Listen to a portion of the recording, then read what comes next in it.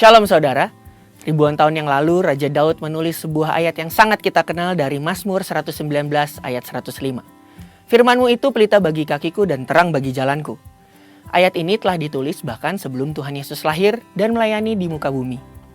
Dari pernyataan tadi lantas menimbulkan pertanyaan, apakah firman Tuhan masih relevan di tengah kemajuan teknologi sekarang?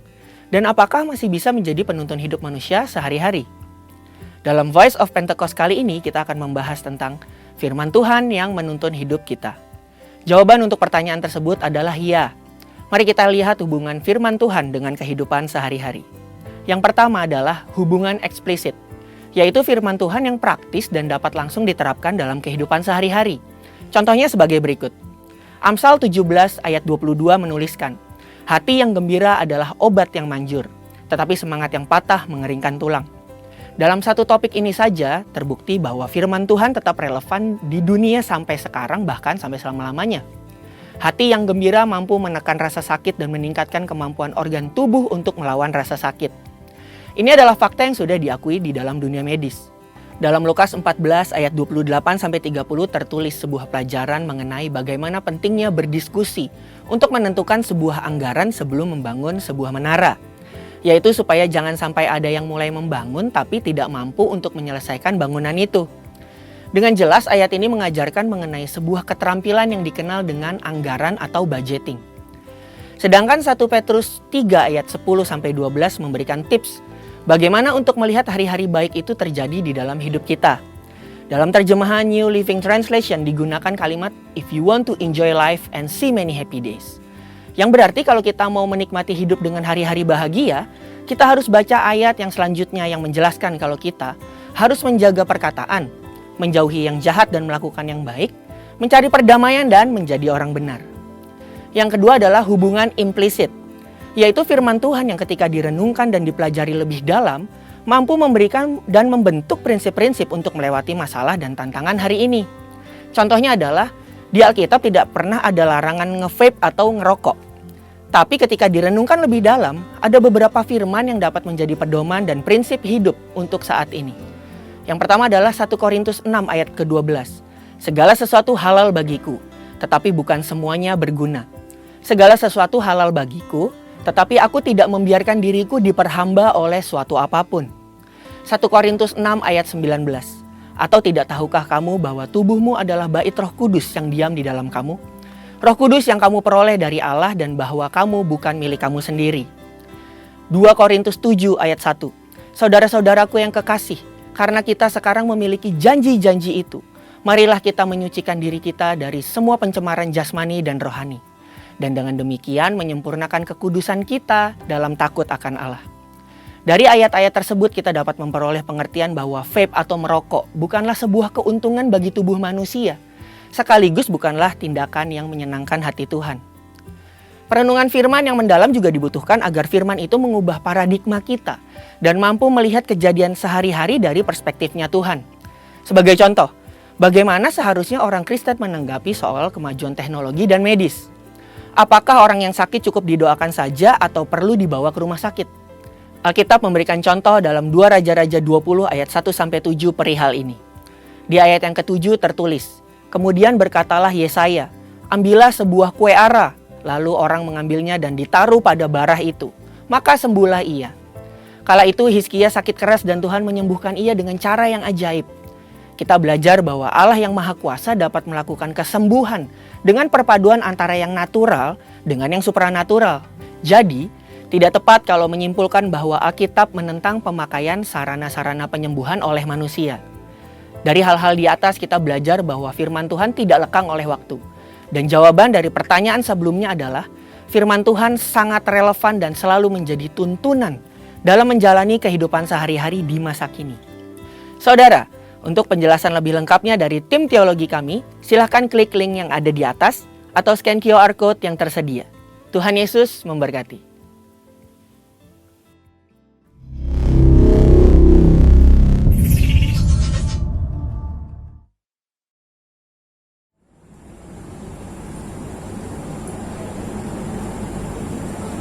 Shalom. Kita akan memperkatakan apa yang dimaksud dengan peta kosta ketiga.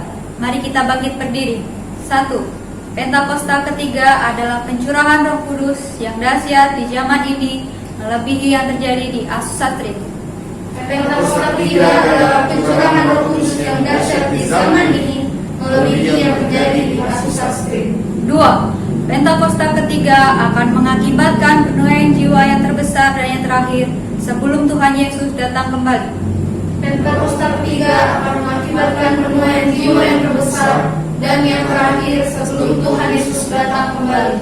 3. Pentakosta ketiga akan membangkitkan generasi Yeremia, yaitu anak-anak muda yang dipenuhi Roh Kudus, cinta mati-matian kepada Tuhan Yesus, tidak kompromi terhadap dosa, dan akan bergerak untuk memenangkan jiwa. Pentakosta ketiga akan membangkitkan generasi Yeremia, yaitu anak-anak muda yang dipenuhi Roh Kudus, cinta mati-matian kepada Tuhan Yesus, tidak berkompromi terhadap dosa, dan akan bergerak untuk memenangkan jiwa. 4. Pentakosta ketiga lahir di Indonesia yang bergerak ke bangsa-bangsa. Gerakan ini dari timur ke barat dan akan kembali ke Yerusalem. Pentakosta ketiga lahir di Indonesia yang bergerak ke bangsa-bangsa. Gerakan ini dari timur ke barat dan akan kembali ke Yerusalem. 5. Pentakosta ketiga akan memberikan kuasa untuk menyelesaikan amanat agung, dan setelah itu Tuhan Yesus datang kembali. Pentakosta ketiga akan memberikan kuasa untuk menyelesaikan amanat agung, dan setelah itu Tuhan Yesus datang kembali. Amin.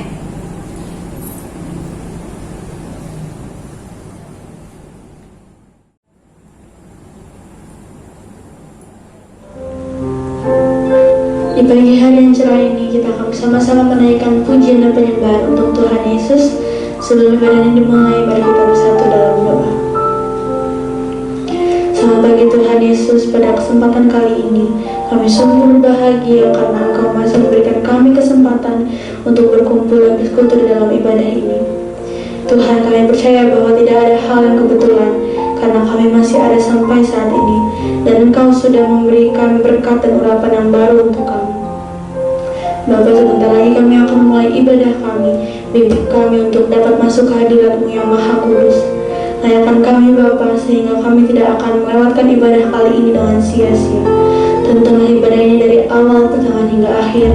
Dalam nama Tuhan Yesus kami siap menyembah-Mu. Haleluya. Amin. Ku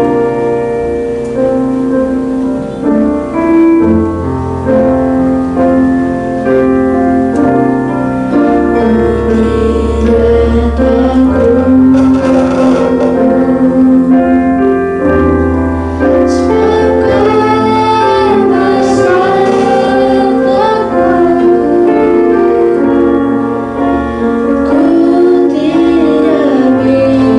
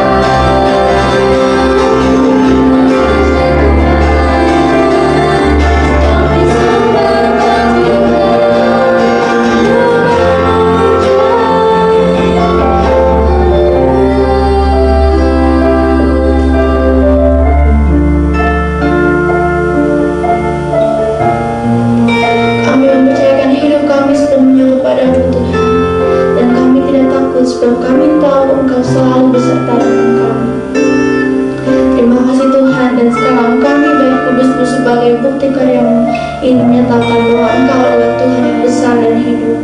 Dalam nama Tuhan Yesus kami masih memuji-Mu dengan sukacita. Haleluya. Amin.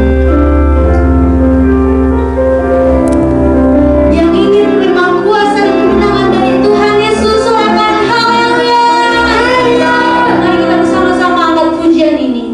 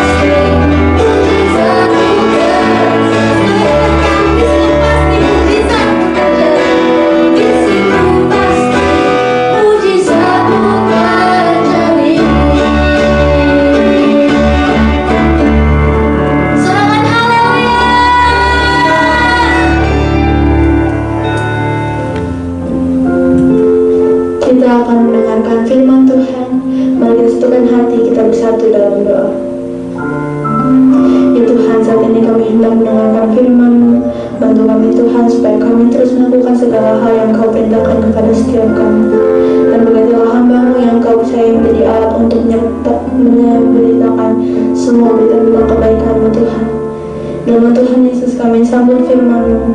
Haleluya. Amin.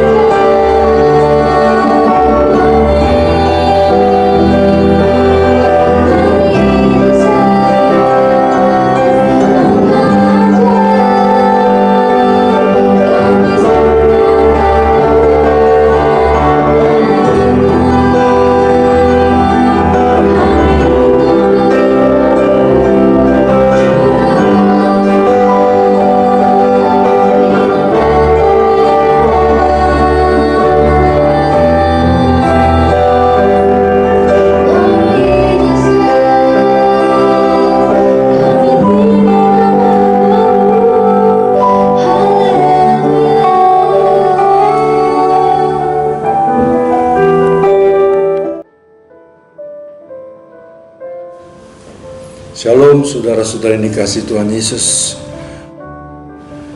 Apa kabarnya? Saya percaya keadaan saudara semua dalam keadaan baik, sehat secara sempurna, dan diberikan imunitas tubuh yang baik. Saudara yang dikasihi Tuhan Yesus, pada pagi hari ini saya mau membawakan kebenaran dari firman Tuhan. Jadi sebelum firman Tuhan disampaikan, mari kita bersatu dalam doa. Bapa di dalam surga, terima kasih Tuhan buat kesempatan yang baik yang Engkau sudah berikan buat kami. Biar kami boleh tetap setia, terutama boleh beribadah kepada Engkau Tuhan Yesus. Urapi setiap kami, hadirat-Mu Tuhan, urapan-Mu Tuhan Yesus. Roh Kudus terus urapi setiap kami, supaya kami boleh mengerti apa yang firman Tuhan disampaikan. Terima kasih Tuhan Yesus. Tuhan urapi hamba-Mu, pakai mulut, lidah, bibir hamba menjadi saluran berkat untuk kami semua. Segala hormat, kemuliaan, pengagungan hanya milik-Mu Tuhan. Hamba-Mu kembalikan semua kepadamu. Dalam nama Yesus Kristus, semua yang percaya diberkati Tuhan Yesus. Mari sama-sama katakan amin. Saudara yang dikasihi Tuhan Yesus Kristus, mari sebelum kita masuk dalam kebenaran firman Tuhan lebih dalam lagi, saudara, kita masuk di dalam Mazmur pasal yang ke-24 ayat ketiga dan keempat, saudara yang dikasihi Tuhan Yesus. Demikian firman Tuhan. Siapakah yang boleh naik ke atas gunung Tuhan? Siapakah yang boleh berdiri di tempat yang kudus?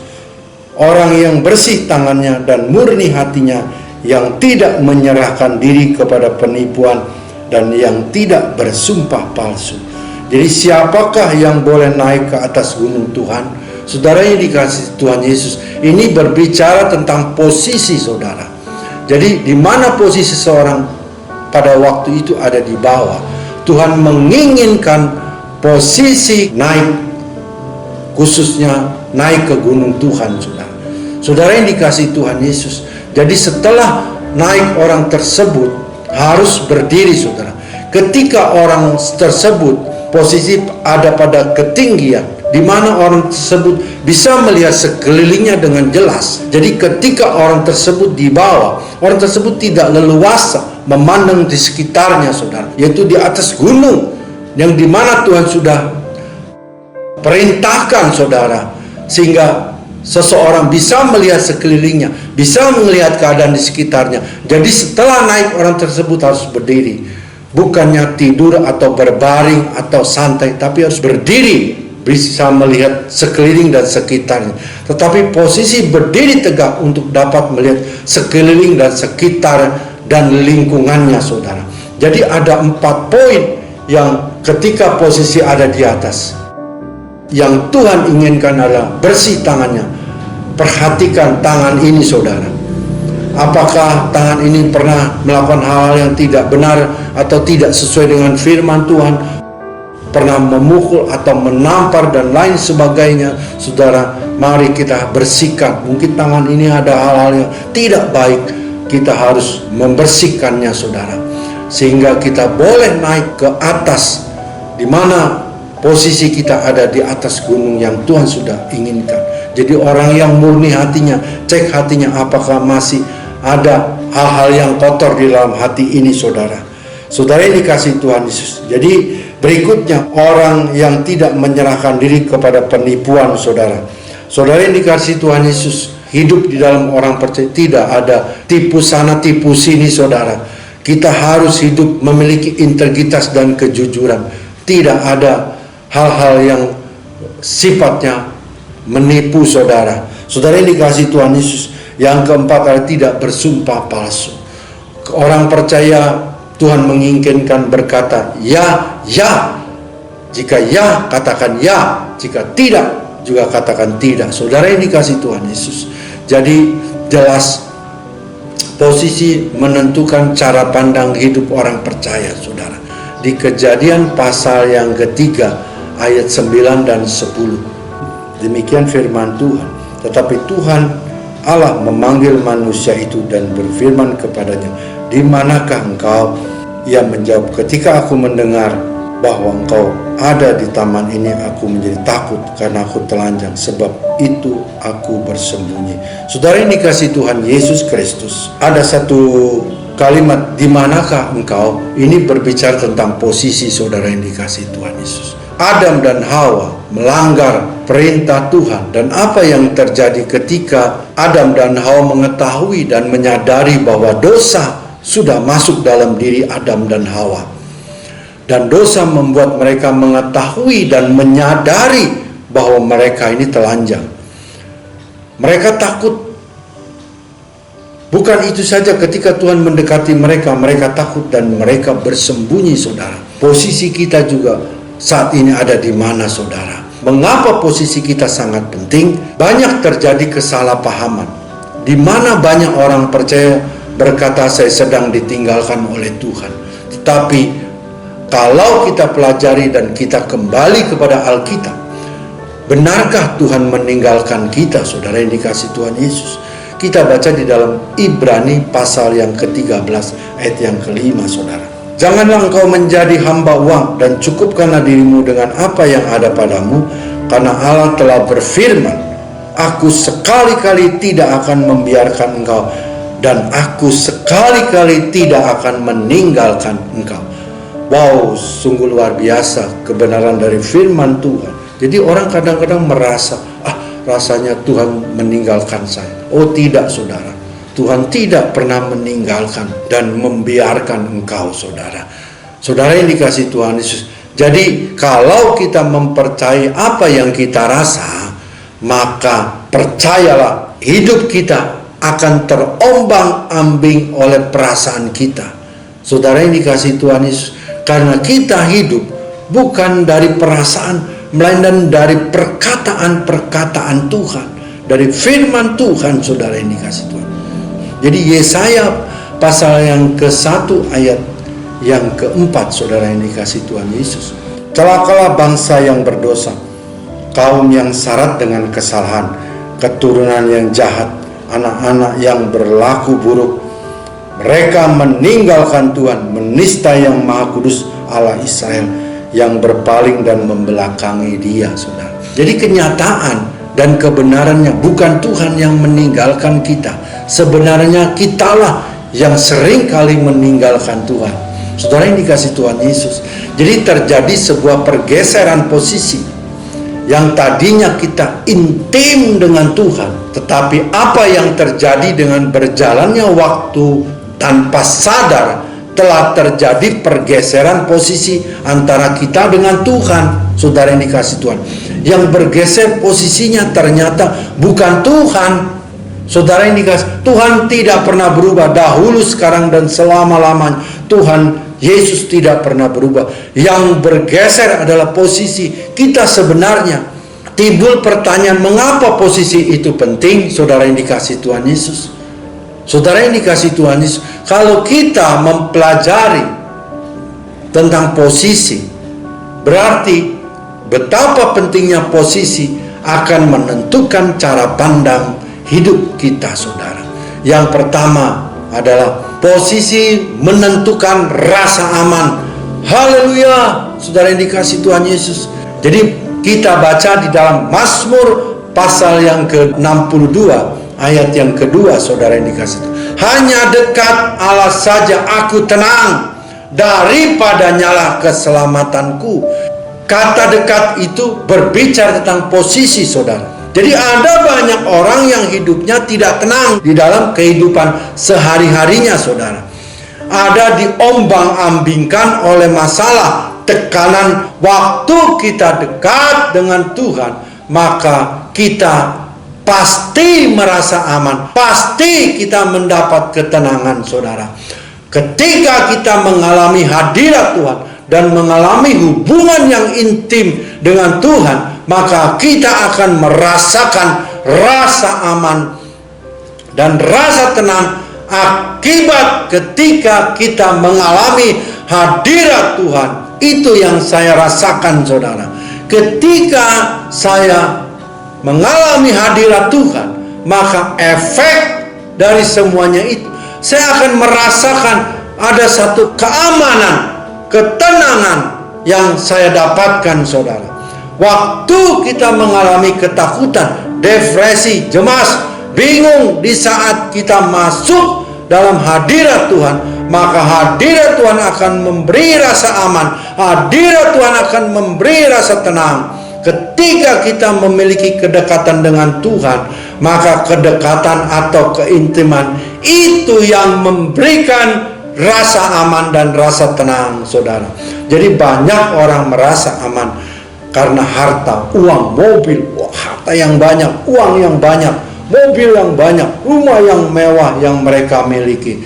Sering kali rasa aman yang kita taruh kepada orang-orang yang kita kenal, relasi, saudara mungkin ada yang lebih kaya, ada yang sesuatu hal, relasi yang lebih hebat, kita taruh rasa aman.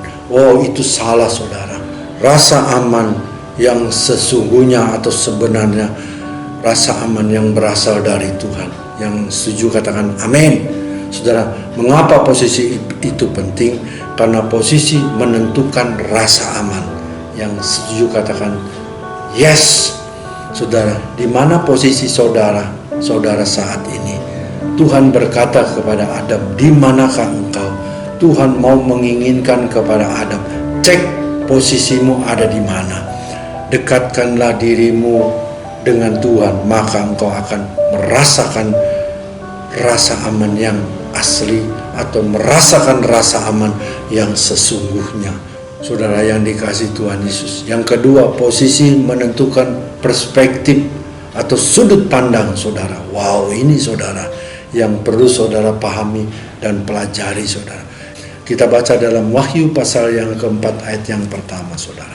Kemudian daripada itu aku melihat sesungguhnya sebuah pintu terbuka di surga, dan suara yang dahulu yang telah kudengar berkata kepadaku seperti bunyi sangkakala, katanya, naiklah kemari dan aku akan menunjukkan kepadamu apa yang harus terjadi sesudah ini. Saudara-saudara yang dikasihi Tuhan Yesus Kristus, saudara tidak akan dapat melihat sesuatu dengan apa yang saya lihat. Contoh, ketika saudara berbeda tempat dengan saya, posisi yang lebih baik atau lebih tinggi, saya bisa melihat keadaan. Tapi ketika saudara tidak sama posisi dengan saya, saudara tidak bisa melihat apa yang saya bisa lihat. Itu sebabnya waktu saya melihat sesuatu, saya tidak bisa memaksa apa yang saya lihat kepada orang lain, saudara. Dengan berkata, naik ke tempat ini, saudara bisa saya undang, jadi silakan naik di tempat ini. Saudara dapat melihat apa yang saya sudah lihat, saudara juga dapat melihatnya. Posisi kita akan menentukan cara pandang kita, saudara. Jadi banyak orang percaya yang memiliki perspektif yang negatif, selalu buruk. Jangan negatif terus dong. Bukan negatif, tetapi posisi tersebut adalah posisi yang salah. Jadi jangan hanya cuma berpikiran yang negatif, negative thinking, tapi cek juga posisi saudara. Apakah posisi saudara dalam keadaan posisi yang salah, sehingga perspektif saudara, cara pandang saudara juga salah, saudara yang dikasihi Tuhan. Tuhan berkata kepada Yohanes Pembaptis, naik kemari, aku Tuhan akan menunjukkan sesuatu kepadamu. Kalau saudara mengalami tawar hati ini, adalah bukti perspektifmu salah, cara pandangmu salah. Kalau perspektifmu salah, itu membuktikan posisi saudara, artinya sedang salah, tidak tepat. Mazmur pasal 73, saudara, ini membuktikan pemazmur sedang galau, saudara. Dia membandingkan hidupnya dengan orang fasik.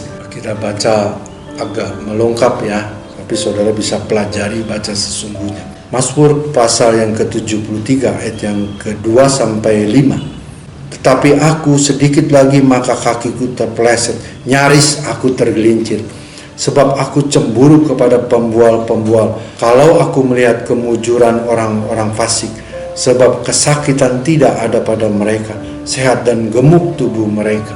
Saudara yang dikasihi Tuhan Yesus, jadi ayat yang kedua, saudara, maksud dari Tetapi aku sedikit lagi kakiku terpeleset, nyaris aku tergelincir. Saudara, ini pemazmur dalam keadaan hampir nyaris terpeleset, hampir jatuh saudara. Saudara, dibandingkan dengan hidup saudara, dengan orang yang tidak kenal Tuhan, saudara yang dikasih Tuhan. Dan yang aneh, ketika kita bandingkan diri kita dengan diri orang lain yang tidak kenal Tuhan, pada waktunya kita akan iri dengan mereka, saudara. Saudara yang dikasih Tuhan, kenapa hidup sungguh-sungguh dalam Tuhan, berdoa, tetapi nyatanya hidup kok di bawah terus, nggak diangkat-angkat, saudara. Inilah yang banyak dialami orang-orang ketika hidupnya dibandingkan dengan orang yang fasik, orang yang tidak kenal Tuhan, dengan orang yang percaya kepada Tuhan. Sedangkan orang yang tidak kenal Tuhan, hidupnya tidak sungguh-sungguh dengan Tuhan, hidupnya jauh lebih enak, jauh lebih sukses. Kita baca di ayat yang keempat, saudara. Sebab kesakitan tidak pada mereka, sehat dan gemuk tubuh mereka. Di ayat yang ke-6, pemazmur sedang galau. Sebab itu mereka berkalungkan kecongkakan dan berpakaian kekerasan, saudara. Saudara yang dikasih Tuhan, pada waktu pemazmur menulis ayat ini, saya percaya pemazmur dalam kondisi jengkel. Dia mengalami satu tekanan, saudara. Tapi di ayat yang ke-13, sia-sia sama sekali aku mempertahankan hati yang bersih dan membasuh tanganku, tanda tak bersalah. Puncaknya, tetapi ketika aku bermaksud untuk mengetahuinya, hal itu menjadi kesulitan di mataku. Melihat ayat ini, saudara bisa berkata, orang bisa berkata, cari Tuhan sia-sia. Ke gereja juga, mengapa ini terjadi? Karena saudara membandingkan hidup saudara dengan orang yang hidup tidak kenal Tuhan. Kalau kita membaca dengan teliti, maka pemazmur sedang jatuh enggak, saudara? Hampir dikatakan di ayat yang kedua.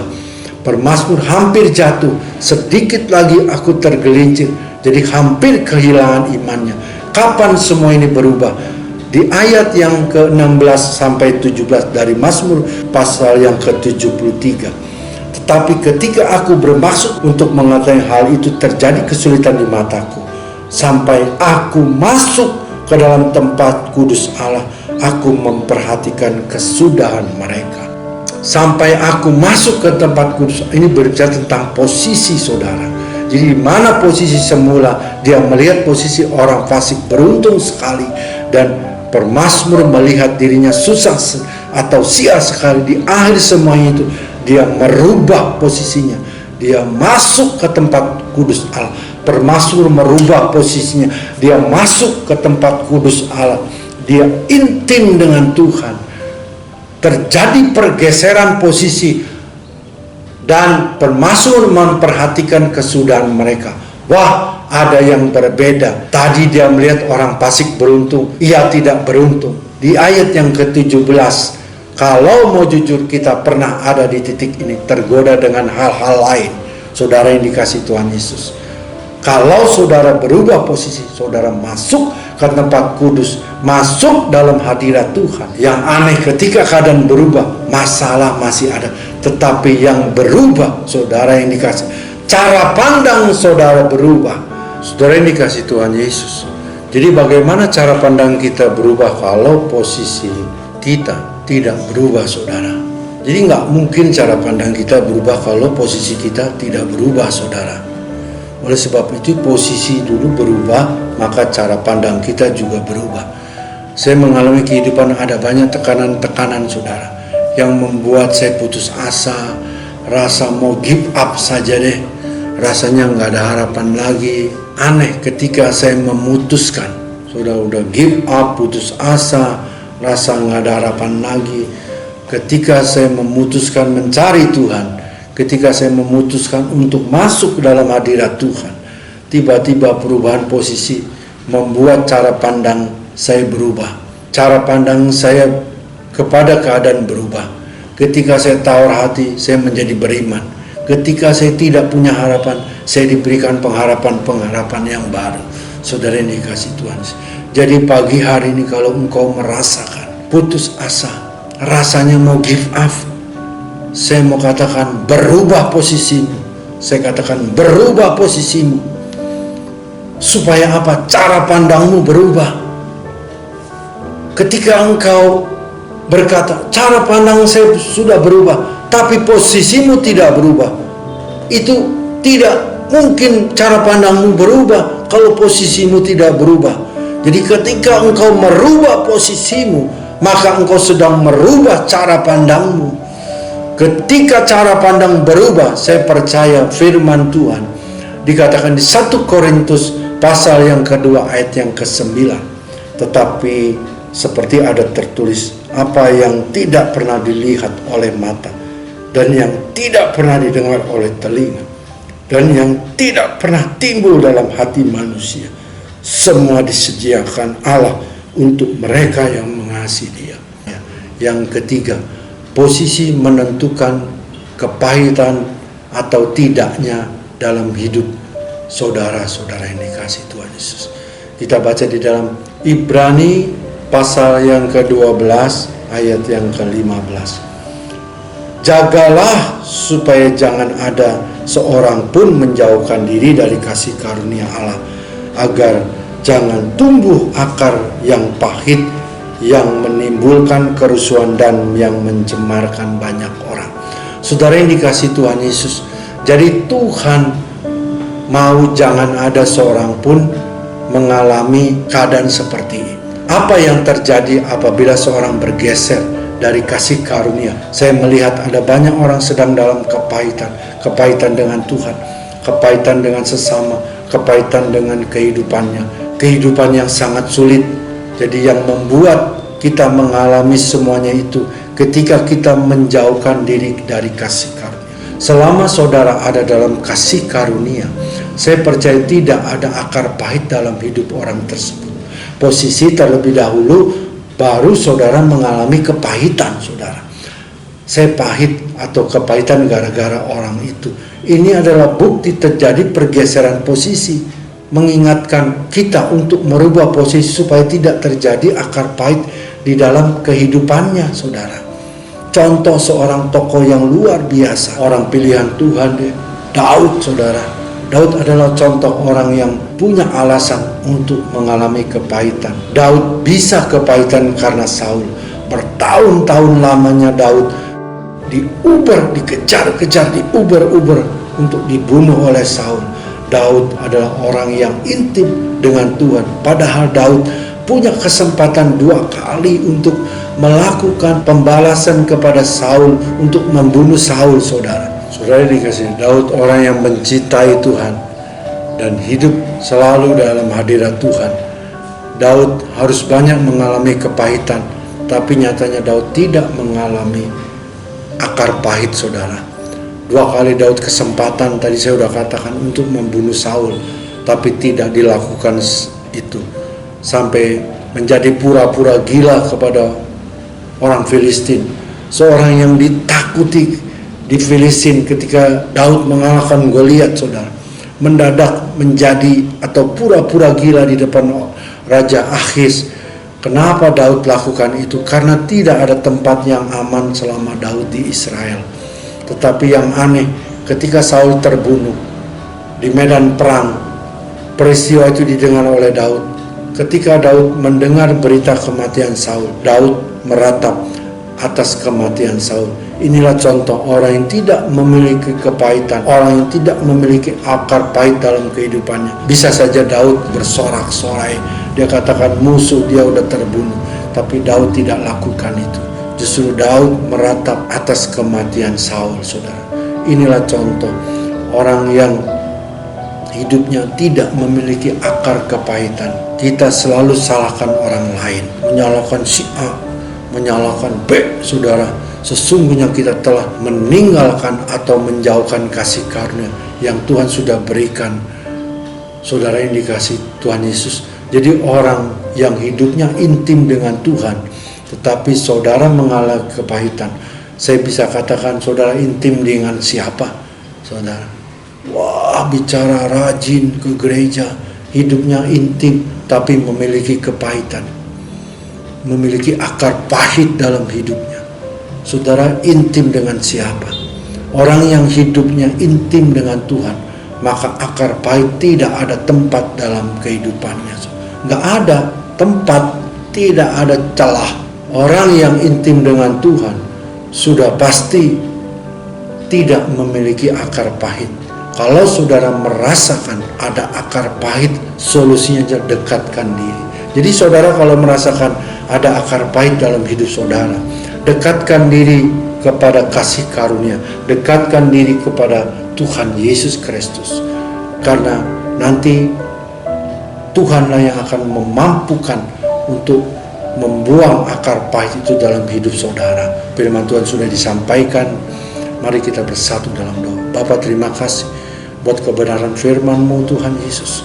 Saat ini kami boleh mengerti bahwa posisi yang benar atau posisi yang tepat akan menentukan cara pandang hidup orang percaya. Terima kasih Tuhan, kami boleh belajar dari seorang tokoh yang baik, yaitu Daud. Sekalipun dalam kehidupannya banyak mengalami masalah, Daud memiliki alasan, tapi Daud tidak memberikan celah. Terima kasih Tuhan, Kau baik, Kau sungguh baik, Kau teramat baik. Dalam nama Tuhan Yesus Kristus, semua yang percaya diberkati Tuhan. Mari sama-sama katakan amin.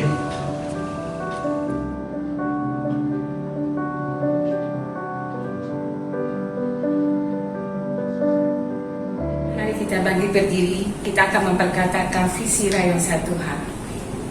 Menjadi keluarga kerajaan Allah yang memenangkan jiwa-jiwa dan berdampak bagi dunia dengan nilai ikrar rayon satu hal, integritas, keintiman, rendah hati, antusias, inovatif, rela berkorban. Mari jemaat dengan iman kita memperkatakan Mazmur 91. Dalam lindungan Allah, orang yang duduk dalam lindungan yang maha tinggi dan bermalam dalam naungan yang maha kuasa akan berkata kepada Tuhan, tempat perlindunganku dan kubu pertahananku, Allahku yang kupercayai. Sungguh Dialah yang akan melepaskan engkau dari jerat penangkap burung, dari penyakit sampar yang busuk. Dengan kepaknya Ia akan menudungi engkau, di bawah sayapnya engkau akan berlindung. Kesetiaannya ialah perisai dan pagar tembok.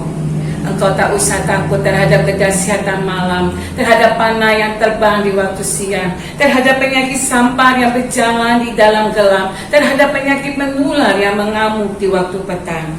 Walau 1000 orang rebah di sisimu dan 10.000 di sebelah kananmu, tetapi itu tidak akan menimpamu. Engkau hanya menontonnya dengan matamu sendiri dan melihat pembalasan terhadap orang-orang fasik. Sebab Tuhan ialah tempat perlindunganmu, yang maha tinggi telah kau buat tempat perteduhanmu. Malapetaka tidak akan menimpa kamu dan tulah tidak akan mendekat kepada kemahmu. Sebab malaikat-malaikatnya akan diperintahkannya kepadamu untuk menjaga engkau di segala jalanmu. Mereka akan menatang engkau di atas tangannya supaya kakimu jangan terantuk kepada batu. Singa dan ular tedung akan kau langkahi. Engkau akan menginjak anak singa dan ular naga. Sungguh hatinya melekat kepadaku, maka aku akan meluputkannya. Aku akan membentenginya sebab ia mengenal namaku.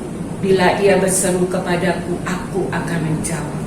Aku akan menyertai dia dalam kesesakan. Aku akan meluputkannya dan memuliakannya. Dengan panjang umur akan kukenyangkan dia, dan akan kuperlihatkan kepadanya keselamatan daripadaku. Amin. Saudara-saudara yang dikasihi di dalam Kristus Yesus, terimalah berkat yang berlimpah-limpah, kasih, sukacita, damai, sejahtera dari Allah melalui anaknya yang tunggal, Tuhan Yesus Kristus. Persekutuan yang manis dan selalu indah bersama Roh Kudus menyertai kita semua hari ini sampai Maranatha, Tuhan Yesus datang menjemput kita semua di awan-awan yang permai, bahkan kekal selama-lamanya. Semua yang percaya diberkati, Tuhan Yesus berlimpah-limpah. Mari sama-sama katakan amin. Tuhan Yesus memberkati kita semua berlimpah-limpah.